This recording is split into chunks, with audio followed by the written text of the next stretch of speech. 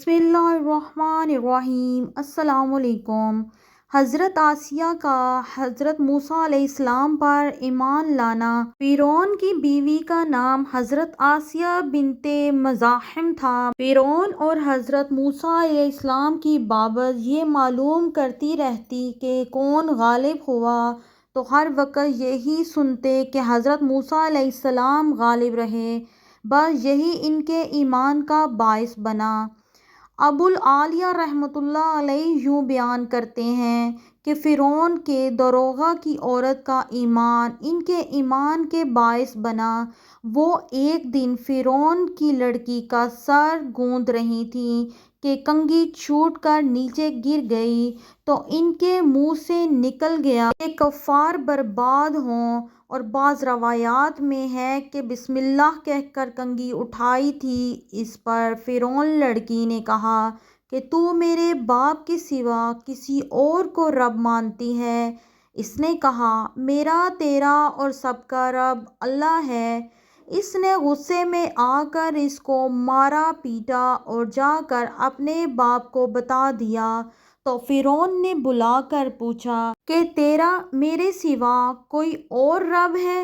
اس نے جواب دیا ہاں، میرا رب اللہ ہے۔ تو فرعون نے اس کو سیدھا لٹا کر ہاتھ پاؤں میں کیلیں ٹھکوا دی اور اوپر سانپ چھوڑ دیے کہ کاٹتے رہیں، لیکن جب دیکھا کہ یہ باز نہیں آتی تو فرعون نے کہا کہ میں تیرے لڑکوں کو ایک ایک کر کے تیرے سامنے قتل کر دوں گا، تو باز آ جا اور مجھے سجدہ کر لے۔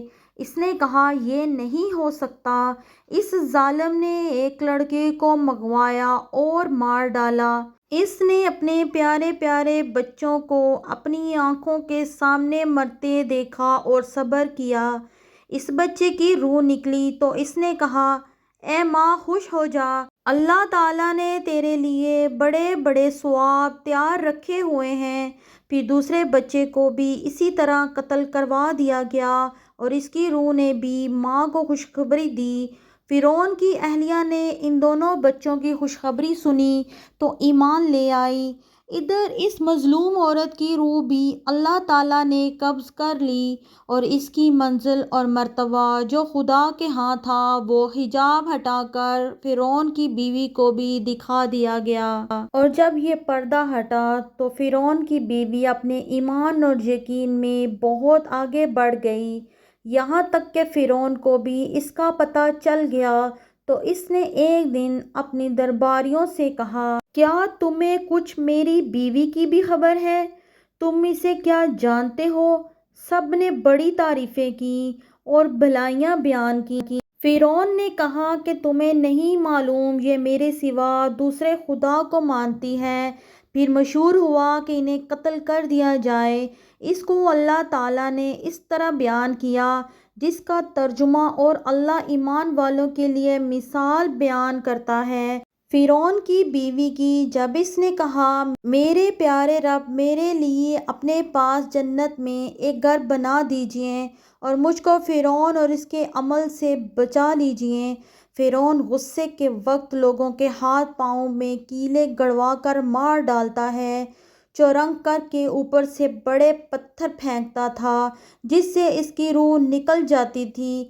کیلوں کی سزا کا موجدن فرعون تھا۔ اس سے پہلے کیلوں والی سزا کسی نے نہیں دی تھی، اس لیے سورہ فجر میں فرمایا اور میخوں والا فرعون۔ فرعون نے کہا کہ جو بڑی سے بڑی چٹان تمہیں ملے اسے اٹھا لاؤ اور آسیہ کو سیدھا لٹا کر اسے کہو کہ اپنے عقیدے سے باز آ جائے۔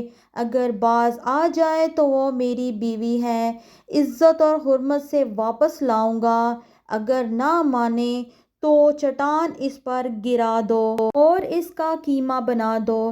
جب یہ لوگ پتھر لے کر آئے تو ان کو لٹا دیا گیا اور پتھر ان پر گرانے کے لیے اٹھایا تو انہوں نے آسمان کی طرف منہ اٹھایا۔ رب الکائنات نے پردہ ہٹا دیا۔ جنت اور وہاں جو مکان ان کے لیے بنایا گیا تھا انہوں نے اپنی آنکھوں سے دیکھ لیا اور اس میں ان کی روح پرواز کر گئی، اور جس وقت ان پر پتھر پھینکا گیا اس وقت ان کے اندر روح نہیں تھی۔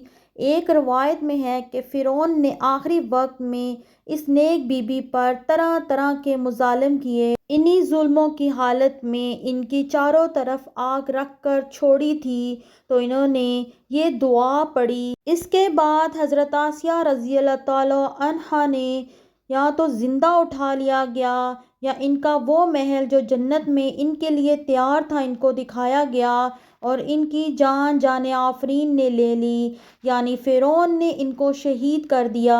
ہم اللہ تعالیٰ سے یہ دعا کرتے ہیں کہ اللہ تعالیٰ ہمارا سنانا اور آپ کا سننا اپنی بارگاہ میں قبول اور منظور فرمائے۔ اگلی ویڈیو تک مجھے دیں اجازت۔ اللہ حافظ۔